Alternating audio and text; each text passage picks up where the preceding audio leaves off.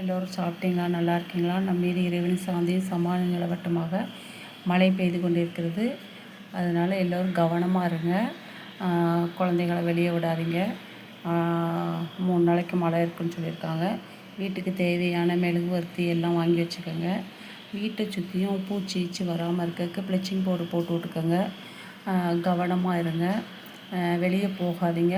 எல்லா ஜாமானும் வாங்கி வச்சுக்கோங்க. எப்பவும் ரெடியாக இருங்க.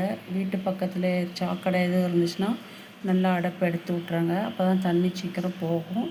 ரொம்ப கவனமாக இருக்கணும். மழை நேரத்தில் பாம்பு அது இது பூச்சி வர்றதுக்கு வாய்ப்பு அதிகமாக இருக்குது.